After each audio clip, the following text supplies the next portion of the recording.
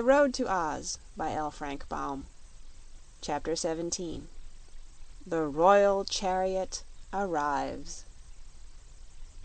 The neat yellow houses of the Winkies were now to be seen standing here and there along the roadway, giving the country a more cheerful and civilized look. They were farmhouses, though, and set far apart, for in the Land of Oz there were no towns or villages except for the magnificent Emerald City in its center. Hedges of evergreen or of yellow roses bordered the broad highway, and the farms showed the care of their industrious inhabitants. The nearer the travelers came to the great city, the more prosperous the country became, and they crossed many bridges over the sparkling streams and rivulets that watered the lands. As they walked leisurely along, the Shaggy Man said to the Tin Woodman, "What sort of a magic powder was it that made your friend the Pumpkinhead live?" "It was called the Powder of Life," was the answer, "and it was invented by a crooked sorcerer who lived in the mountains of the North Country. A witch named Mombi got some of this powder from the crooked sorcerer and took it home with her. Ozma lived with the witch then, for it was before she became our princess, while Mombi had transformed her into the shape of a boy. Well, while Mombi was gone to the crooked sorcerer's, the boy made this pumpkin-headed man to amuse himself, and also with the hope of frightening the witch with it when she returned. But Mombi was not scared, and she sprinkled the Pumpkinhead with her magic powder of life to see if the powder would work. Ozma was watching and saw the Pumpkinhead come to life, so that night she took the pepper box containing the powder and ran away with it, and with Jack, in search of adventures. Next day they found a wooden sawhorse standing by the roadside, and sprinkled it with the powder. It came to life at once, and Jack Pumpkinhead rode the sawhorse to the Emerald City. "What became of the sawhorse afterward?" asked the Shaggy Man, much interested in this story. "Oh, it's alive yet, and you will probably meet it presently in the Emerald City. Afterward Ozma used the last of the powder to bring the Flying Gump to life, but as soon as it had carried her away from her enemies, the Gump was taken apart, so it doesn't exist any more." "It's too bad the Powder of Life was all used up," remarked the Shaggy Man. "It would be a handy thing to have around." "I am not so sure of that, sir," answered the Tin Woodman. "A while ago the crooked sorcerer who invented the magic powder fell down a precipice and was killed. All his possessions went to a relative, an old woman named Dyna, who lives in the Emerald City. She went to the mountains where the sorcerer had lived and brought away everything she thought of value. Among them was a small bottle of the Powder of Life, but of course Dyna didn't know it was a magic powder at all. It happened she had once had a big blue bear for a pet, but the bear choked to death on a fish bone one day, and she loved it so dearly that Dyna made a rug of its skin, leaving the head and 4 paws on the hide. She kept the rug on the floor of her front parlor." "I've seen rugs like that," said the Shaggy Man, nodding, "but never one made from a blue bear." "Well," continued the Tin Woodman, "the old woman had an idea that the powder in the bottle must be moth powder, because it smelled something like moth powder, so one day she sprinkled it on her bear rug to keep the moths out of it. She said, looking lovingly at the skin, 'I wish my dear bear were alive again.' To her horror, the bear rug at once came to life, having been sprinkled with the magic powder, and now this live bear rug is a great trial to her and makes her a lot of trouble." "Why?" asked the Shaggy Man. Well, it stands up on its 4 feet and walks all around, and gets in the way, and that spoils it for a rug. It can't speak, although it is alive, for, while its head might say words, it has no breath in a solid body to push the words out of its mouth. It's a very slimpsy affair altogether, that bear rug, and the old woman is sorry it came to life. Every day she has to scold it, and make it lie down flat on the parlor floor to be walked upon. But sometimes when she goes to market the rug will hump up its back skin and stand on its 4 feet and trot along after her. "I should think Dinah would like that," said Dorothy.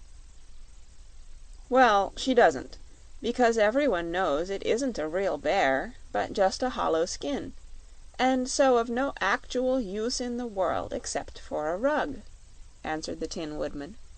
"Therefore I believe it is a good thing that all the magic powder of life is now used up, as it cannot cause any more trouble." "Perhaps you're right," said the Shaggy Man thoughtfully.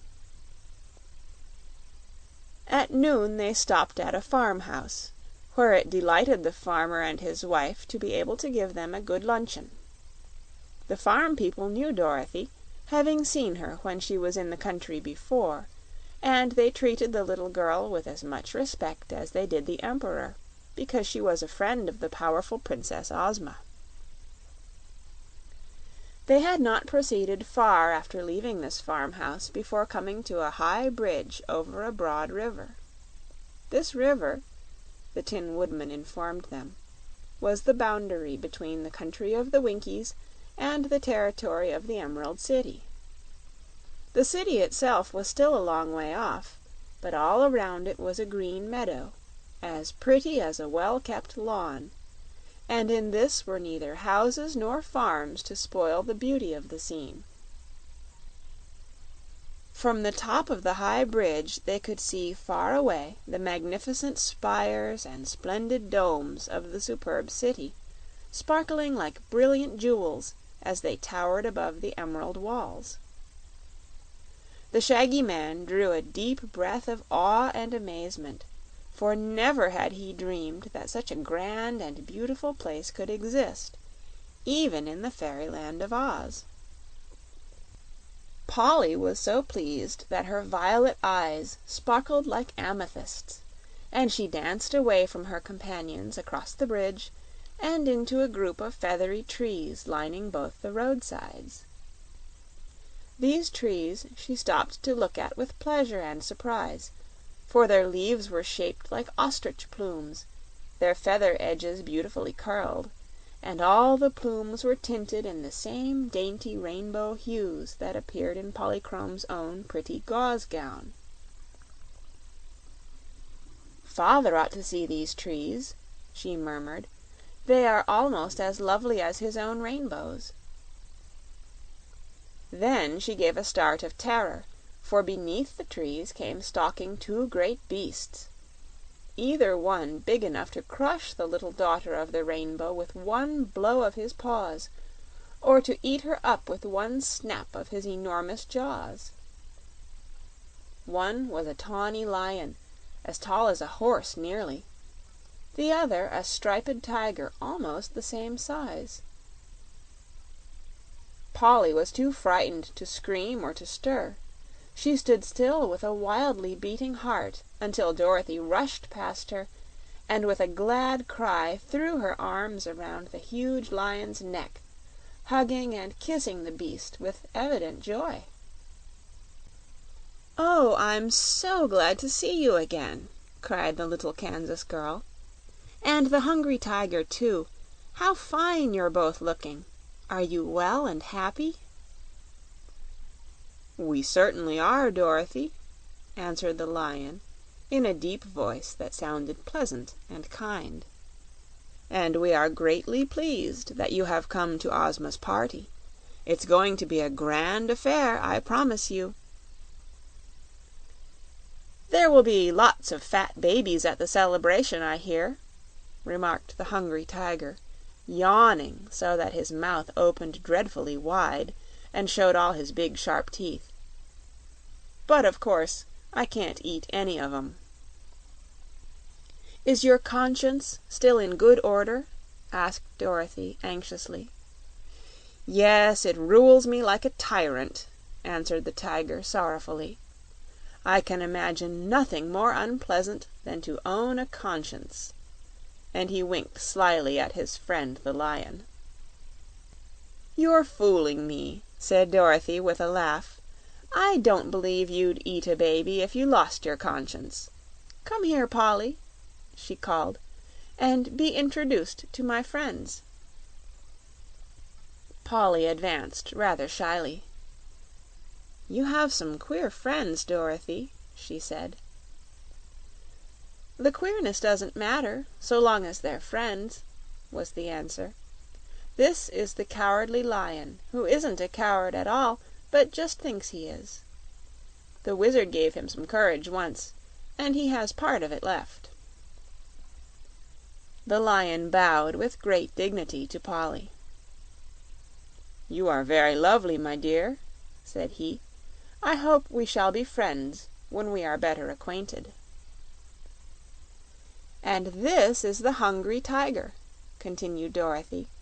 "He says he longs to eat fat babies, but the truth is he is never hungry at all, 'cause he gets plenty to eat, and I don't suppose he'd hurt anybody even if he was hungry."